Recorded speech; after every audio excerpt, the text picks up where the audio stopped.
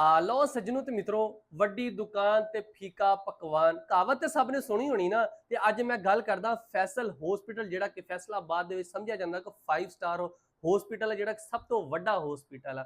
जनाब हॉस्पिटल की बिल्डिंग तो बहुत वड्डी बनाती, सोहनी बिल्डिंग बनाती ते उत्थे दा जिहड़ा स्टाफ आ वो ना होण दे बराबर आ। मतलब जिद्दां दे गवर्नमेंटां दे हॉस्पिटलां दे विच जाओ ना, धक्के खाने पैंदे आ, सानू टीका ला दिओ, ओ साडा मरीज चेक कर लो। ते बिल्कुल सेम यही गल फैसल हॉस्पिटल दे विच भी इदां ही हो रहा वा। ते बहुत ज्यादा मरीजां ने ना मैनूं कोई शिकायत आई, मैसेज आया, उन्होंने कहा कि असीं इस तरह उत्थे दाखल होए हैं, लेकिन उत्थे दा जिहड़ा स्टाफ आ बिल्कुल ना ही कोई किसी दी कोई गल सुणदा वा जल्दी, ना ही कोई साडे मरीज दा जिहड़ा ट्रीटमेंट आ वो जल्दी करदा वा। ते इस तरह एक मरीज जिहड़ा कि बड़ा शदीद दर्द दे विच सीगा, ओहदी छुट्टी हो गई सीगी, लेकिन ओहदे ते जिहड़ी सिरिंज लगी हुंदी बोतलां बुतलां लाउण वास्ते वो नहीं उतार रहे सीगे। वो कहंदा सी मेरी उतार दो, मेरे दर्द हो रही है शदीद, लेकिन नहीं उतार रहे सी क्योंकि कहंदे भाजी पहले पैसा दिओ, पैसा दिओगे तो तुहाडी सिरिंज उतारांगे, वरना नहीं। दर्द होंदी होई जावे, दर्द दी सानू कोई परवाह नहीं, सानू सिर्फ पैसे नाल लग, साडा पैसा आवे, दर्द तुहानू होई जावे। भाई मरीज तुहाडे कोल आंदे आ अपनी दर्द ठीक करन वास्ते आंदे, ना कि दर्द होर लैण वास्ते आंदे आ।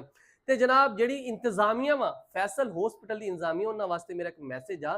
पहली गल ते जिहड़ी तुहाडी स्टाफ आ, जिन्ने भी उत्थे तुसीं स्टाफ मैंबर रखे होए ना, उन्हां नूं क्लासां दिओ, उन्हां नूं समझाओ कि प्राइवेट हॉस्पिटल आ, इत्थे जिहड़े मरीज ने आना ना जारी प्राइवेट समझ के ही आना वा, कि इत्थे पैसा भी उन्हां दा चंगा टका के तुसीं लैंदे जे। दूजा उन्हां नूं ट्रीटमेंट भी नहीं चंगा करदे, उन्हां नूं क्लासां दिओ, तमीज समझाओ कि किस तरह तुसीं मरीज नूं चैक करना वा, किस तरह मरीज दी तुसीं बार-बार ओहनूं चैक करो, ओहदी गल सुनो। ते जनाब ਇਹ ਜਿਹੜਾ ਆਖਰੀ ਮਰੀਜ਼ ਦੀ ਮੈਂ ਤੁਹਾਨੂੰ ਗੱਲ ਕਰਦਾ ਵਾਂ ਕਿ ਉਹਦੇ ਬਰਨੋਲਾ ਲੱਗਾ ਸੀ, ਦਰਦ ਹੋ ਰਹੀ ਸੀ, ਮਰੀਜ਼ ਨਹੀਂ ਉਤਾਰ ਰਹੇ, ਕਹਿੰਦੇ ਸੀ ਭਾਜੀ ਪੈਸੇ ਪਹਿਲੇ ਦਿਓ ਫਿਰ ਉਤਾਰਾਂਗੇ, ਤੇ ਪੈਸੇ ਵੀ ਪੇ ਕਰ ਦਿੱਤੇ ਗਏ। ਬਕਾਇਦਾ ਉਹਨਾਂ ਨੂੰ ਕਿਹਾ ਗਿਆ ਕਿ ਉਤਾਰ ਦਿਓ, ਅਸੀਂ ਪੈਸੇ ਪੇ ਕਰਨ ਗਿਆ ਹੋਇਆ ਵਾ, ਉਹ ਨਹੀਂ ਉਤਾਰ ਰਹੇ ਸੀ। ਫਿਰ ਜੀ ਮਰੀਜ਼ ਨੇ ਖੁਦ ਹੀ ਆਪਣੀ, ਕਿਉਂਕਿ ਦਰਦ ਜ਼ਿਆਦਾ ਹੋ ਰਹੀ, ਮਰੀਜ਼ ਨੇ ਖੁਦ ਹੀ ਉਤਾਰ ਲਿਆ। ਤੇ ਉਸ ਤੋਂ ਬਾਅਦ ਸਟਾਫ ਪਹੁੰਚੀ ਜੀ, ਹਾਂਜੀ ਹਾਂਜੀ ਮੈਂ ਉਤਾਰ ਦੇਣੀ, ਲੇਕਿਨ ਕੋਈ ਫਾਇਦਾ ਨਹੀਂ ਆ। ਤੇ ਜਨਾਬ ਇਹਨਾਂ ਤੇ ਮਾੜਾ ਜਿਹਾ ਗੌਰ ਕਰੋ।